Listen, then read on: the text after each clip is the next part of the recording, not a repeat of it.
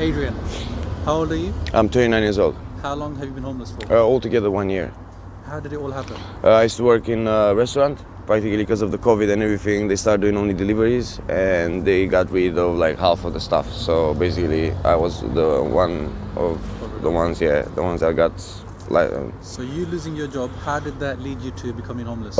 Practically, I didn't have a lot of money in my pocket, and I was able to keep staying in the place for like 3 weeks more. And then after that, I couldn't stay there no more. The landlord, I didn't have no documents to like, because usually if I had the documents, I would have been allowed to stay there more. But because I didn't have no ID, I couldn't stay there no more. So basically, I was on the street. Yeah. What area did you live in before? I used to live in Oldgate East.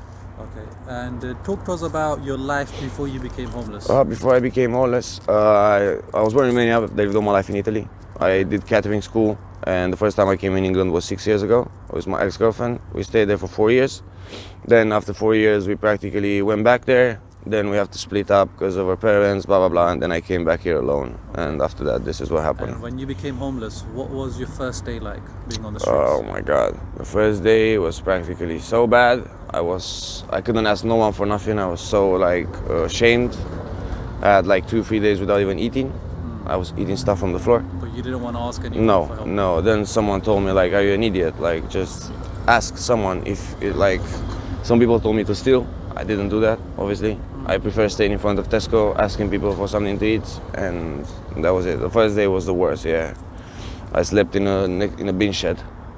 What made you approach us? The other guy, Dave, the guy that just spoke with you earlier, he knows I'm homeless. He's like kind of I know him from the area. He told me to come. There's some people that have fresh clothing, so Brilliant. my clothing are very dirty. That's why. And you've been homeless for how long again? 1 year. 1 year. Altogether, yeah.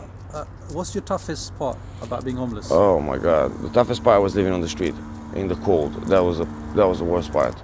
After that, I got kind of used with it, not in a good way, but like I start surviving practically. And where do you currently sleep? Now I sleep in anywhere I can. Anywhere Where is did you like sleep last night? in front of the 24-hour shop on Cranbrook Road. You know, in the past few days, it's been really, really Yeah, cold. yeah. I was shivering. I was like so bad. I was like I had to stand up because I was so bad, and I was like practically holding my jumper like that and doing using my body heat to you. Yeah, exactly. And after that, I just went in Tesco for like 5 minutes. I warmed up, and then I just came here at the shop. When you woke up in the morning and it's so cold, how does that feel? Oh my God, badly, bad. I'm afraid sometimes maybe I'm not gonna wake up anymore. You never know. It's so cold right now, so that's why I'm trying to go in that place practically. Where are your family? My dad left my mom when I was 8 years old. My mom now, she's in Romania. My dad is in England, but I'm not speaking to him. So Did they know your situation? kind of, yeah. Do you feel the pressure to maybe ask for help from them? My mom doesn't really have the way of helping me right now. She's in a bad condition after 17 years of working. She finally made up to arrange the apartment we have in Romania, and now she's looking for a job as well. So practically, instead of me helping her, I don't want to ask for help. Yeah, exactly. Completely understand. And before you became homeless, what's the one thing you miss from that life? Having a job and having like the insurance of like everything. Like the food on the table, being able to buy everything I want, not asking people, the comfort. Comfort. Yeah. Is there anything you're grateful for right now?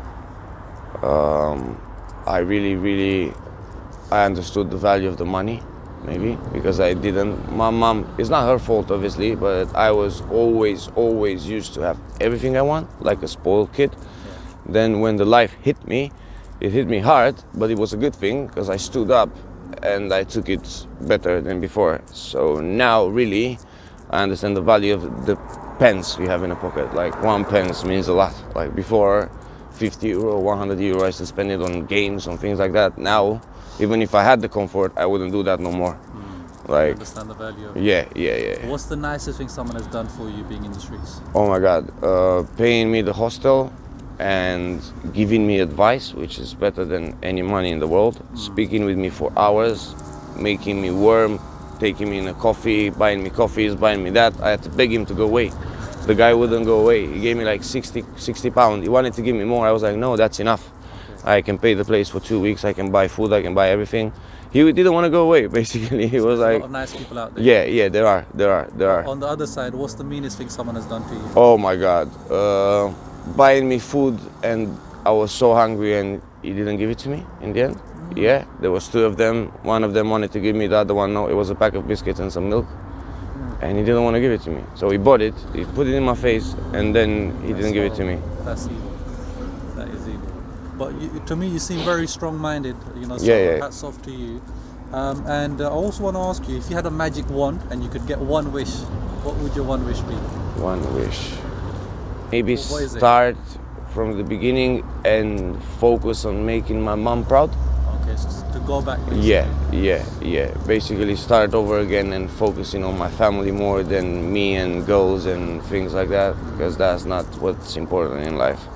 And you know, so your mom obviously means a lot to you. Yeah, And you yeah. want to make her proud. If you get your life back, is that Yeah, what you're gonna focus on? yeah. What gets you through the hard times? Thinking that I have people that love me, and that if I wouldn't be there, someone would suffer for me. So that's what still keeps me going. Obviously, I had some bad moments where I was thinking, like, not kill myself or things like that. Yeah, but I was like, that's enough. Like, You've had enough. yeah, and practically, I just thought about my mom and my auntie and other people that would. I think my mom would kill herself if I would be dead. Yeah, I got hit by a car when I was 5 years old. We live at the third floor, yeah. She didn't know if I was dead or alive. So her first thought was to jump from the window. Wow.